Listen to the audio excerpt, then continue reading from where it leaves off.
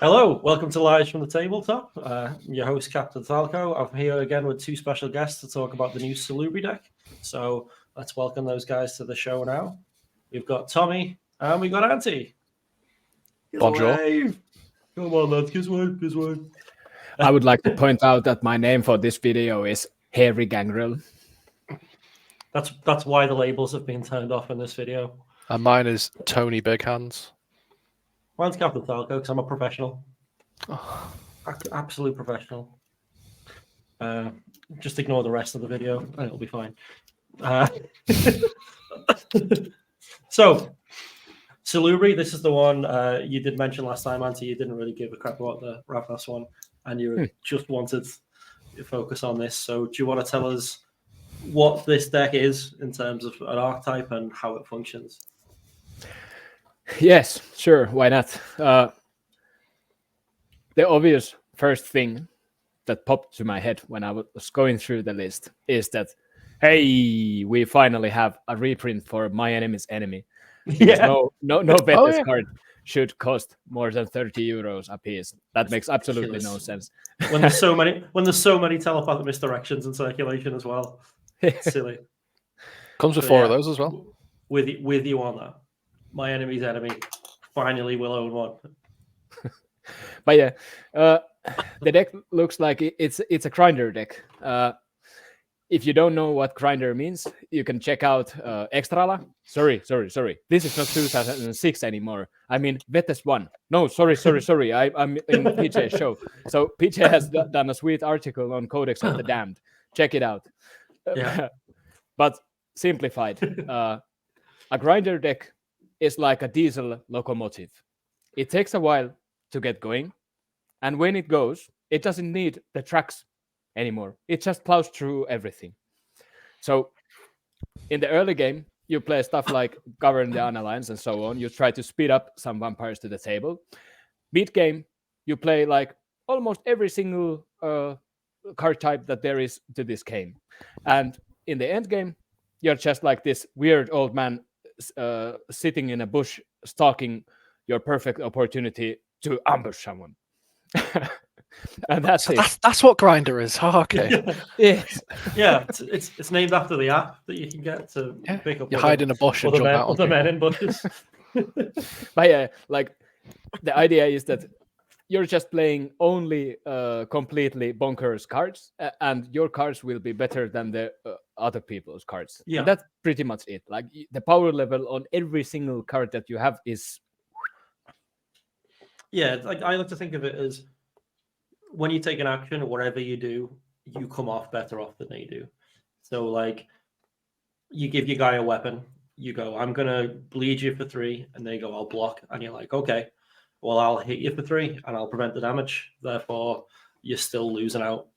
And then eventually they run out of beads on the table and they're as good as dead. Before you know it, they're looking at Smiling Jack saying, I've got nothing to pay for that with. And then you win the game. Yep. Yeah, so it's pretty good analogies there, Auntie. Thank you. And let's have a look at the key cards that we've got in this deck to actually pull off this strategy. Any stand out to you, Tommy? Yes, you got a Feast of the Souls Secret, which is basically Govern the Unaligned, but better because it's both. You don't get Govern's also in the deck. Yeah, you get both. Yeah, it's like Govern, but both. So yeah, but you can play Freak Drive and play both. Huh? Yeah, I didn't think about that. Actually. Incidentally, also in this deck. So yeah, with those 2 cards, you can potentially put 5 blood down. It'll cost you 3 blood total, but you'll get 5 on a guy in your uncontrolled region, and you'll get a bleed in for 3. For free, which is pretty at the low cost of 2 blood plus the Freak Drive blood.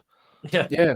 Deal. So it costs 3, but now you achieved 5, and when you have the like later on the game when you have Touch of Valeren, which gives you an action to add 3 blood to one of your vampires. Doesn't have any restrictions. It's just add 3 blood. So sounds like an engine to me. Yeah, very true. Yeah. Having an action combat card quite interesting as well. Like these are definitely, as you put it, Anti, these are literally just more powerful cards than your opponents are playing. And with these sort of mid-cap vampires as well, it's quite impressive what they can pull off. Well, you can seduction them, which at basic stops a younger vampire from blocking you. You have to choose them, so it's when it's announced. So it's a little unfortunate, but I think if it was a modifier that you could do whenever, that would be insane. It'd be too good, definitely. Yeah. And advanced any vampire, and I don't think advanced dominate is going to be too hard to get in this deck. No, that it doesn't seem to be. Let's see, what 5 of you guys have it? Yeah, 5 of you guys have got advanced dominate. Pretty good. And sounds pretty good for a deck that already gets ahead on minions because of Feast of the Soul Secret and Govern. Yeah, definitely. And even though you have to do it when you're announced, it's like it's usually quite obvious who you want to do anyway. The guy with the Raven Spy, the guy with the Bowler Convergence.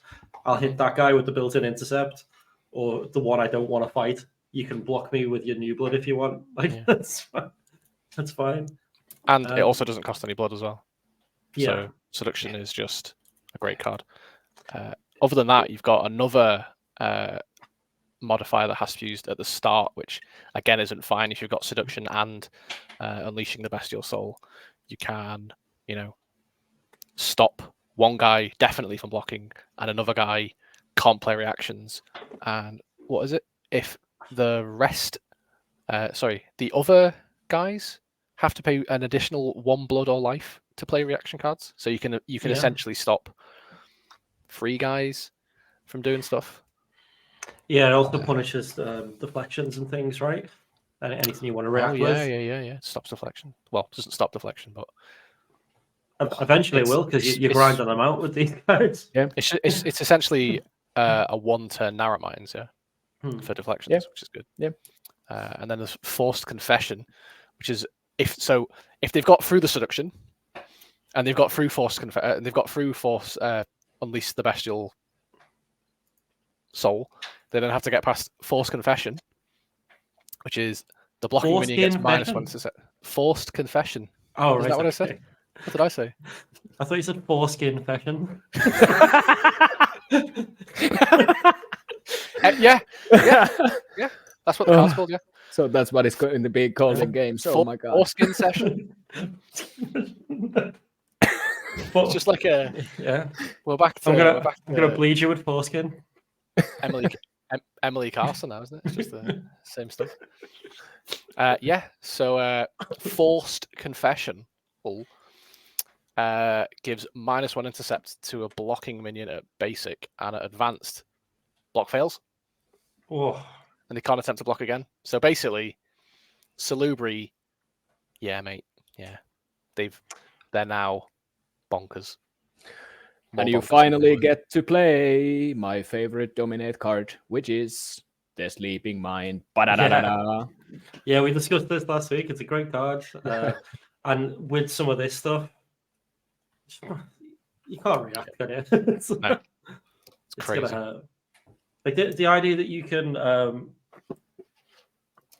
can bleed them, they attempt to block, you then play Force Confessional, bonding, and then they're like, okay, well, I'll burn a blood and attempt to block, and then you're like, block fails. Cool. And that guy can't block either. So you're like, oh, you're getting that extra blood with Force Confessional, I think is really good in this grinder strategy. And because the new masters are so good, you can actually do the old peeping Tom in the bushes thing quite effectively. Like you can sit with Govern in your hand and have a conditioning in your hand, looking for the moment, tasting the air with like a snake. Feels like my prey doesn't have a deflection on his hand. So it's time to go and play your Daring the Dawn. Bam, that's 6. Okay, your dude goes to torpor, but so what? Because you have Saulo's Healing Touch and you've rescue for free. And the rescue dude even gains a blood from it. Yeah, that's incredibly powerful. And you've also got Anarch Troublemaker as well to make it even harder to block you. I'm surprised there's no Daring the Dawn in this deck because of the torpor. rescue and stuff that we see, and Yeah, the that would be fact quite that good. one of the decks of the three is an ally deck as well, it would have been a nice addition, because the allies during the dawn, it makes you unblockable and you take an unpreventable ag at the end of the action, which would send you straight to Salubri, as Antti said, but come back out. Just costs you 1 blood to rescue. You've got a victory point, but it only makes you unblockable by vampires. So the Zamisi deck, which we'll talk about next, would be able to block it because it's got a few allies at its disposal. Just throw a Underbridge Stray in the way. Poor dog. Dog for game. I did that in a recent game, actually. You blocked with the dog. The one day before last, someone there at the dawn, and I was like, block with the Underbridge Stray. Just like, oh. I just love the dogs. Like in this year's EC in Barcelona, they won. One of my predators was a Underpriest Stray deck, and he used them so that he would get the dog some Saturday night specials, and goddamn Dragon Breath round me. Like Gun dog. what? Why have I never? Guns? Why? That's incredible. And if they dodge, you can press. I like to press. Who would have thought the dogs are the best combat card ever put in vtes? Woof, yeah. Built-in press, and it's a dog. Did I mention it's a dog? Yeah. My favorite dog interaction is Canine Horde, the combat card to an advanced animalism destroys equipment with first strike. I played it once on a friend's vampire who had a Learjet. So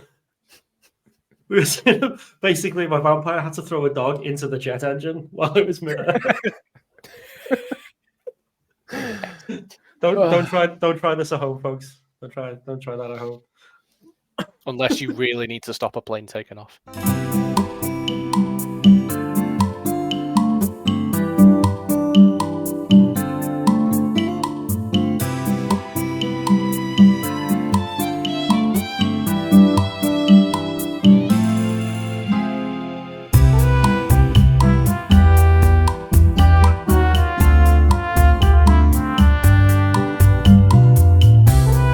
So we were talking about decks and cards, weren't we? Yeah. That was about dogs, wasn't it? Dogs. Right. Okay. So, in the highly unlikely event that they actually do block, what happens? How does this deck handle a combat? Well, if you haven't already put one of your bonkers equipment on, such as Ivory Bow and Sword of the Archangel, Ivory Bow, one ranged ag, and Sword of the Archangel, several thousand lines of text. So it's a two pool costing equipment. It's a melee weapon. Do you want me to sum it up for you quick?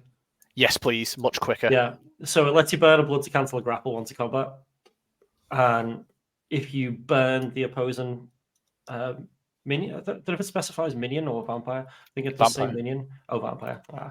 If you burn the opposing vampire, you unlock at the end of the action,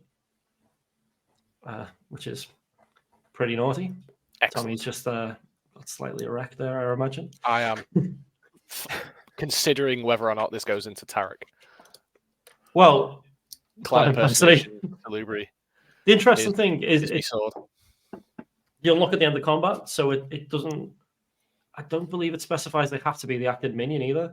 So once each turn, it is opposing. So you can eagle sight someone, which is a reaction that lets you block anywhere on the table, ignoring the predator prey restriction, and block with this.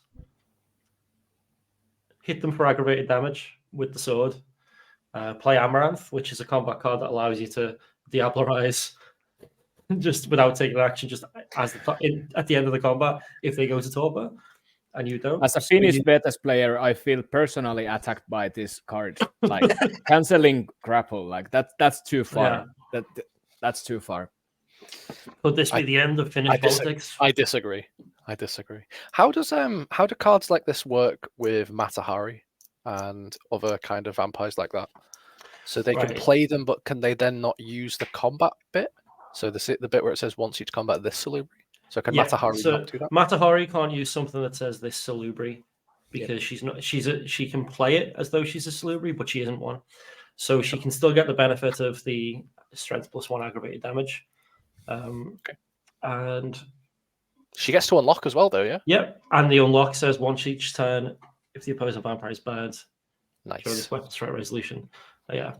The Matari, for anyone who doesn't know, is a vampire that can play cards requiring other clans. And sects. And sects. And sects. Yeah.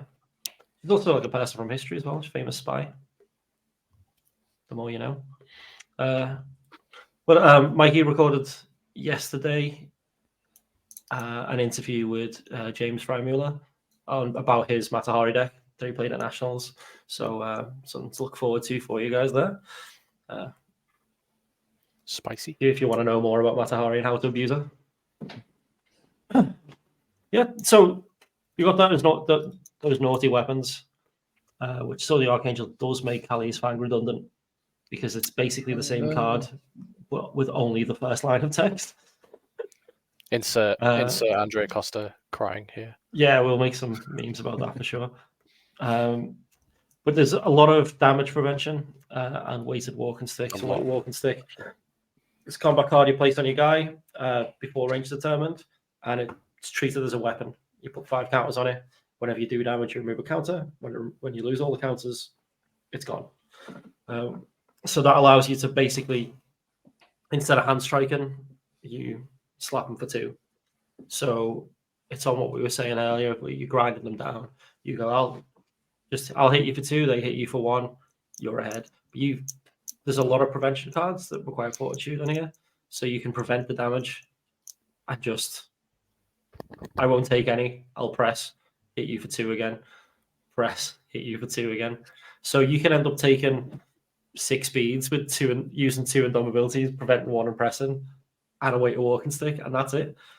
And you're like, okay, bet you wish you took the bleed for 2 now. Oppressive, just grinds away. Yeah, really, really powerful. One thing I've noticed about all of these precons is they all have a ridiculous amount of reaction cards in them, like a crazy amount. But this one is just like next level. I don't think I play decks with less than 21 reactions. I don't know. You're looking at 2 fans of Goratrix here, right? So I've never really counted how many I've played. It just maybe I just never realized that you play that many reaction cards. Well, it depends. You play a lot of aggressive decks that tend to run like 6 reaction cards total. I don't know what to say, Tommy, about that. Like Teemu Sainoma, the original concept author of the girls deck, has this saying that when you build a deck, first you make sure you don't die. And you being a person enjoying ushers, I'm kind of disappointed in you. I don't need to play reactions if I'm gaining 10 pool at it. Yeah, he lead me for 2. Oh no! Yeah, he usually relies on the crutch of Asher tablets, so he's gonna have to rethink his plan there. Yeah, the banning felt personal. So, I think we've covered the deck and its concept. In terms of power level, I think we all agree it's quite strong. Do we think there's any decks that are going to struggle against it, or that it might struggle against out of the precon circuit of 5th edition? Well, I heard that there's rumor that stealing blood doesn't care about prevents. My first thought as well. That Banu Hakim deck is going to cause trouble for this deck, I think. Yeah. What do you think about Tremere? Do you think 5e Tremere would do much against it? It's the same strategy, right? Yeah. They're also a grinder deck, so yeah, like they say in Thailand, like same but different. Yeah. Is that a saying? Yeah, it is. Go ask some German tourists; they will spam you to death with it. Saints. Yeah. What do we think stands no chance against it? Like, got quite a hefty deflection package, right? 3 deflection, my enemy's enemy. So it's got. I think it might struggle against the Samishi deck if the Samishi deck gets to where it wants to be. Just because, okay, you have Ivory Bow and Sword of the Archangel. Well, I've got Wargul, so Yeah, that's nice. You're going to prevent some damage. Okay, I'm still taking blood off you. I think you definitely have to save your intercept for the Wargul against the Samishi deck for sure. Yeah. Because that's going to be problematic. I don't know. Like, there's 2 rolling with the punches and 3 of the touch of Valorance. Like, in a way, it has decent like survivability against the Wargulls. But yeah, I do get that point. Yeah. All in all, it's quite strong. Like, pre-con wise, it stands pretty high on my list. And yeah, the cards are just great. Like, even the Crypt build itself quite beautifully. Like, very nice. Well, this is going out from the pre-con thingy, but like, when you have 2 8 caps and 1 7 cap, I'm talking of minions with superior dominate, and then you have like a 6 cap and a 6 cap. Like, I'm talking this nonsense because I'm trying to figure out where the Feast of the Soul secrets and Govern the Unalliance will actually land to. So that's the Crypt that you can build from those if you want to really like go that direction. Well, you're talking about the Govern chain, right, as we call it, where it's true. 8 can go on to 7, 7 can go on to 6. So the idea is you get out in descending order. So highest first, next highest, then third highest, and you can keep going. So you tend to build. So anyone who plays Venture will know about this. You want to build your Crypt in incremental capacities, and I think we'll probably see, to help that Govern chain, we'll probably see some Ventru turning up in this. Because there's like Horst von Bruhl, he's got all specs, right? There's a few of the princes, so they'll give you some vote defense and help you fix your Govern chain a bit, but they can't play Feast of Soul Secrets. Talking about the vote defense, I feel almost bad to say this, but I must. 2-card combo, you need the 3 cap Dominica, and she will go and fetch herself a any of the archetypes. Saulos guiding any of the archetypes. Like, the thing is that you can just splash that combo into any deck from groups 6 to 7. Yeah. The first thing that came to my head looking at that card, I'm talking about Saulos Guiding Wisdom, is like, what's preventing me from putting that combo into a V5 Malk and like Nosferatu, the Offuscate Dominate Bleed version. Like, you can just skip your combat because you have that. And Dominate cards are expensive. You can use Dominica's ability later on to get like more Perfectionist and go from there. Like, that's a crazy good vampire. Like, crazy good. Yeah, couldn't agree more. A lot of her in the future. That's exactly what I was thinking. Any archetype, Well, I think we won't see as much of her yet because there's so few Group 7 vampires, but I think next year she'll be in most decks that we see, getting contested all the time. Because I genuinely was about to mention that she's such a standout card for me. And she's got the same discipline spread as Wankali as well, who's quite a good card. That's who? The big man. Wankali. Is that the artist or the card? Both. Don't you know Wankali, one of the best cards ever? I know Wankali, but not for those reasons. It's the place he goes when he needs to relieve himself. Yeah. It's my special lonely time alley. Jesus, I've had one beer and it's all come to this. Right, but yeah, as Tommy said, she can get all the archetypes. So I quite like the Solar Tease and Heal and Toucher is incredible because it can just do the rescues. But you've got Sorlot's Guide and Wisdom. Wisdom. Gains a title worth 2 votes, and they can lock draw a referendum to force a vampire to abstain. So I just put her in Ventrue. Like, she seems a real good slot into a Ventrue deck. Yeah. Just put her A there. 2-cap. Get her title. 3-cap Prince. 3-cap Prince, yeah. That can tap good. to abstain someone. For me, the second part is even better in the card.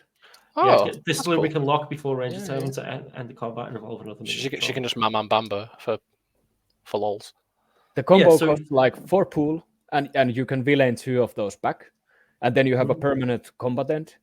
And if you want to be really cheeky, you can like add Metro or something and use that on your turn and on somebody else's turn. Like, Nice. what? Yeah, she can combat ends or force the vampire to abstain. That's silly. Like, you go, I'll give it a title worth 2 votes. I'll then lock her to force your inner circle to abstain. I've just net gained 6 votes off a 3-cap vampire. And she can also, as Tommy mentioned, there's like Dabbler, Perfectionist. You can have all these cards. So you put in a Star Vampire deck. You go, okay, first turn, I'm going to fetch up this. So if you torpor my Star Vampire, I can rescue it for basically free. Okay, great. Next turn, you didn't torpor it. Brilliant. So I'll spend this action to go and get Perfectionist to put on my Star Vampire or Dabbler. And she's got Free Drive too. Like access to Free Drive with that Fortitude. She's also got Auspex, so she can help block as well. Yeah, and she can play So- like Revelations and take out some bounces from somebody else's hand. Like, she's just all around amazing. I Really don't like think I've played a Star Vampire who doesn't have either Fortitude or Auspex. So like, it seems like a good treat for me. I'm just like, Yeah. Just look at all the guys, go, why are you group 4? No. You can easily like, we're talking about the precon, which is a grinder deck. But let's say somebody wants to make a Giovanni style power bleeder out of that, and add what Dominica can do into the mix, meaning that you have the healing touch, and then you can have the guiding wisdom, which means you can also have like Humanitas and Ritual Goblet. So now you have 2 vampires who can rescue for free and have something nice going on. One dude is just like tapping combatants in the meantime. That sounds completely bonkers to me. Like, add the Daring Dawns into that mixture. Like, what? Yeah, I would. Yeah, I think the issue with the Power Bleed strategy is the Power Bleed decks tend to have access to combat ends, from what I see, which is what this is lacking. It's the thing that I think will make Giovanni still good at it, and Ventrue potentially just as good as these. Why end combat when you can just prevent and act them? Well, yeah, it's the risk, like Antti mentioned, Van Hakeem stealing all your blood's a problem. You have to run more combat cards than just the strike combat ends. Like, I'd rather play Majesty than prevent cards if I was only running one type of card in my combat package. Yeah. So I feel like if you go on the Power Bleed route, you don't want walking sticks because it's wasted space. You want more conditions, that kind of thing. Yeah.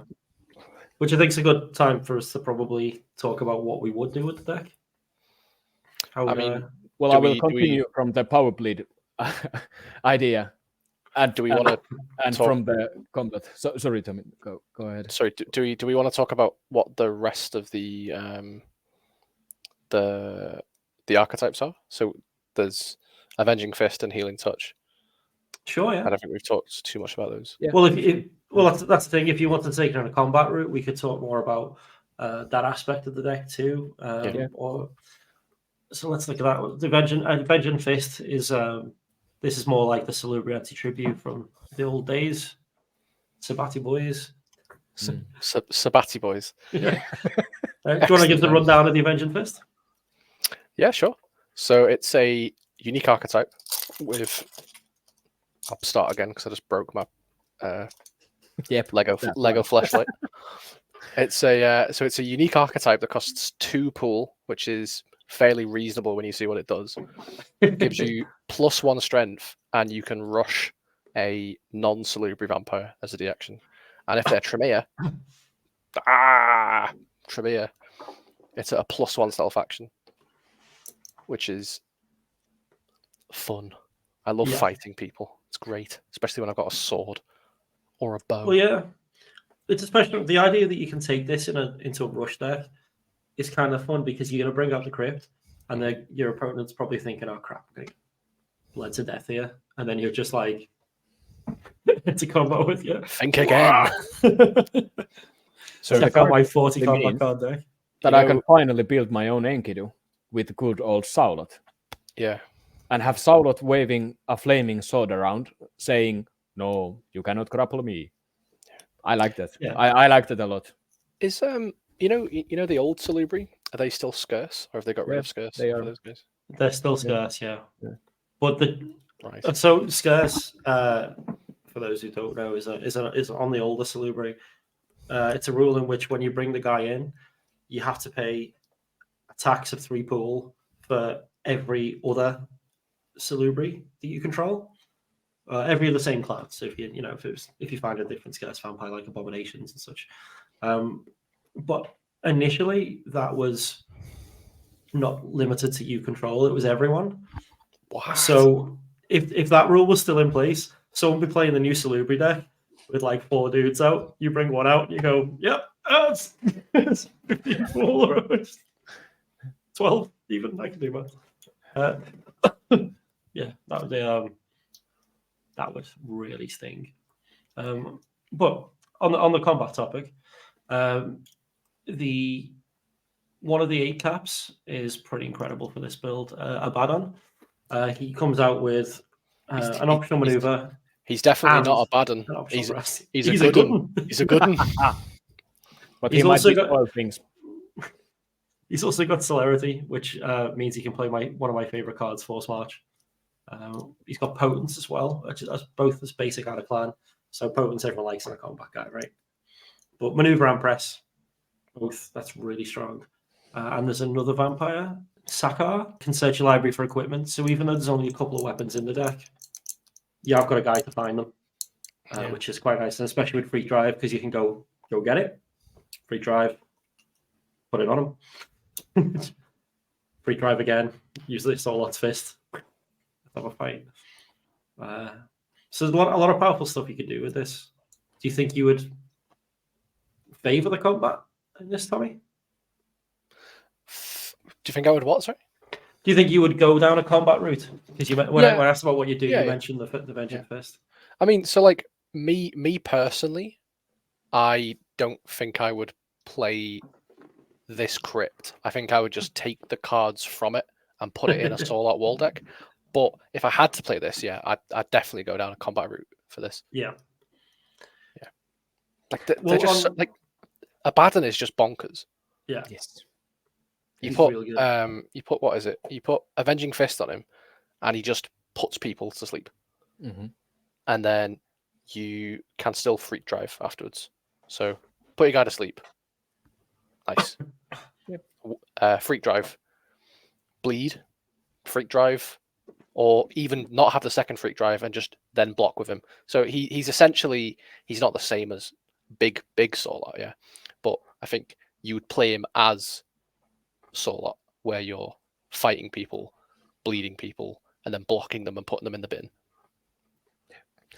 And for that thing, you have 3 vampires. You have Abaddon, inferior celerity, Serafina, inferior celerity, and also Castellan, inferior celerity. That equals Guardian Vigil and Dabblers. Mm-hmm. And from off-clan, you can put in Nuriel, who has additional strike on the first round of combat and something else. It's not relevant for this deck, certain deck. But it's possible to build some kind of sweet Dabbler wall out of this Crypt. And I'm quite interested about that. I've always liked that Dabbler, especially with Guardian Vigil, is such a versatile card that it does Guardian Vigil is one of the. It's a 3 discipline and art card, right? Yeah, yeah. It's not even an honor card. It's just a trifle Guardian- archetype. If you during an Guardian action, Vigil? if you use 3, Yeah, no, he's talking about Dabbler. But yeah, carry Dabbler, on okay. with Dabbler. Yeah. Yeah, Sorry. carry on with your Dabbler explanation. Then. Yeah, sorry. Yeah, so Did I Dabbler's a even tribal say archetype Dabbler? that gives you blood at the end of an action that you've played. 3 disciplines, once a turn. So Can't you then pay a blood to it's- unlock as well? Yes, both. Like once per turn. yeah, Yeah, one yeah, or the So other. you can yeah. you can like eagle side block something, or not even block, like try to block something. You can do it in their Just to get turn. a pull. On Yeah, anybody's once a turn, turn, yeah. once per turn. You can just Oh, use God. use that thing to bloat. Like I Yeah. honestly didn't even realize that. I thought it was just during your turn. But with Guardian Vigil, yeah, that's insane. Yeah, so you play with the Anar cards that have rediscipline requirements. Yeah. Guardian Vigil is a reaction. Attempt to block, even if intercept's not required, or specs will give you an intercept. Mhm. Celerity would give you a maneuver, and Fortitude says you don't tap, you don't lock to block, right? Yeah. So, as Antti pointed out, there's three unique guys in this Crypt that can play all 3 of that. Trigger and your Dabbler. So you can play Eagle Sight, ignoring the block restrictions to block anyone on the table. Play that, gain a blood. Gain a blood. And you don't lock for the block, which is silly. I think this as a wall deck could be like absolutely top tier. Some of what you've got here, and let's not forget as well, there's an older card that requires Salubri, a master called Sight Beyond Sight, which simply just gives you +1 intercept. So you've got Bowler Convergence, you've got that, and then you've got the ability to rush or whatever archetypes you do want. Mhm. You can do all kinds of silly things. Plus, Castellan gets +1 intercept against the actions anyway. Yeah. So he's And have an basically access to dominate as well. Like you can deflect without locking. Yeah. the He's hard also part got- about he's that also got deck is celerity to as well. decide what kind of combat do you want to use. Like, do you want to play some concealed weapons and magnums, or do you want to maybe play some sticks and prevent? Like, you have plenty of options. You can even, because if you're going down the Anarch road anyway with the Guardian Vigil, you can play like diversions. Like, Yeah, prevent damage with the diversion. Yeah, prevents 2 budget, and your celerity guys can additional strike, I believe. Yep. Diversion. Yeah. And Serafina has even the so tempted to say thaumaturgy, but blood sorcery for the third part of the card. How dare you dead name blood sorcery?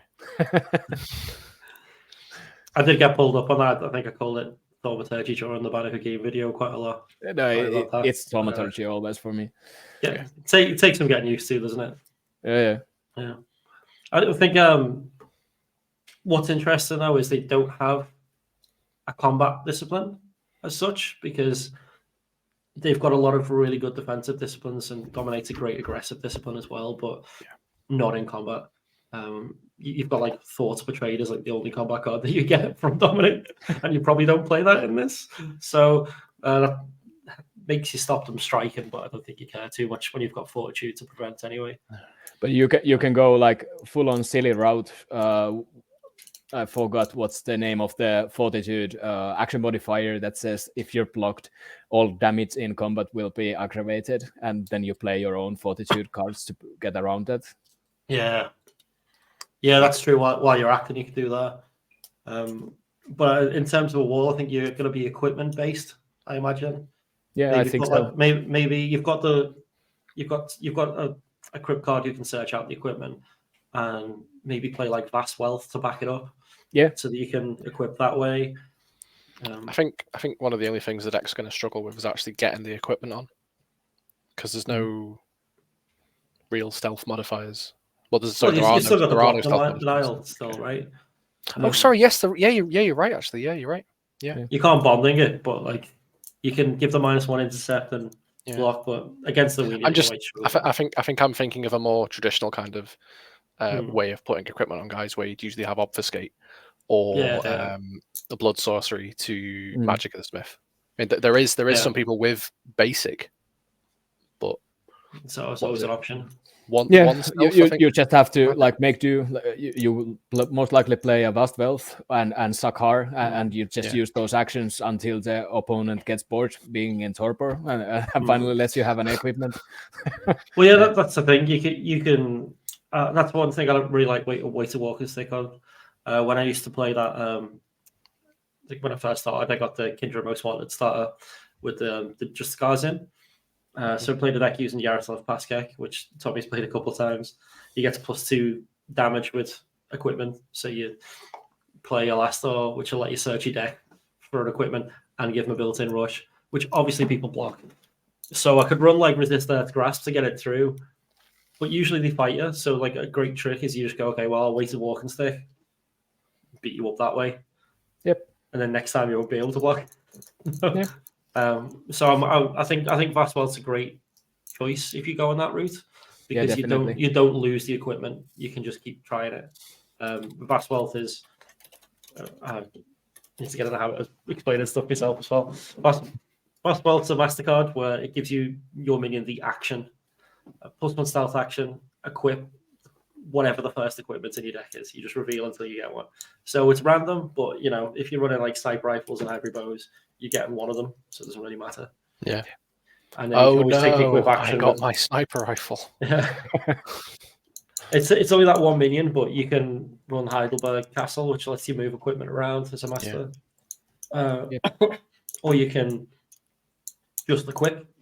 So Vast Wealth, this guy's getting this weapon. This one's going to take it off him.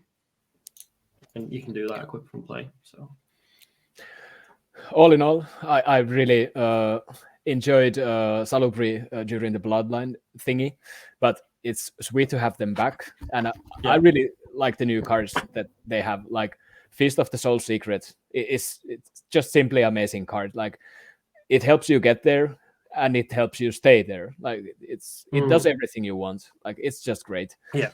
Sword of the Archangel. Never play that. It's banned. No, stop. Well, one thing about Sword of the Archangel as well is card's great. So there's Nahum, Enosh, and Solot both have Valorant, which was the Salubri Tribute, now dead Discipline, which has a lot of combat cards that require a melee weapon.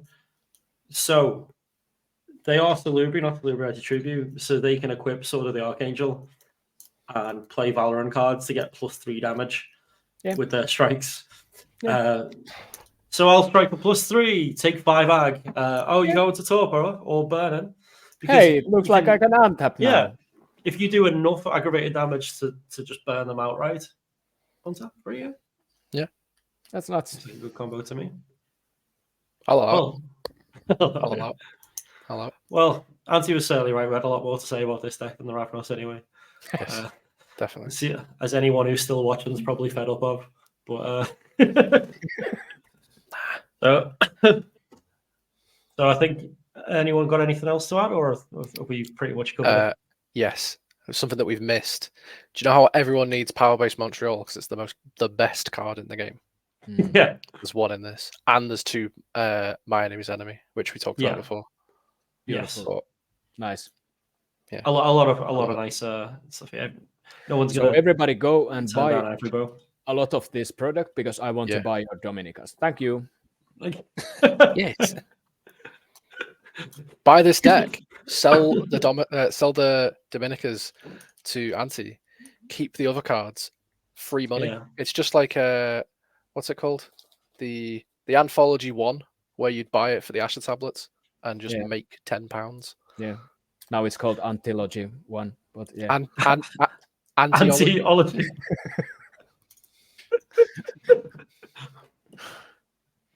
Right, I think that's definitely enough for that. we can end on a joke of that caliber. Unbelievable. All right, thanks very much for watching. Hope you enjoyed this, and you'll see all these faces soon talking about Fleshcraft and Zamisi. Bye. Thumbs down. Yeah, okay. I was gonna say thumbs down on the viewers or the deck. Thumbs down for Samishi. Oh, fair enough. I hard disagree, but sure. Wow.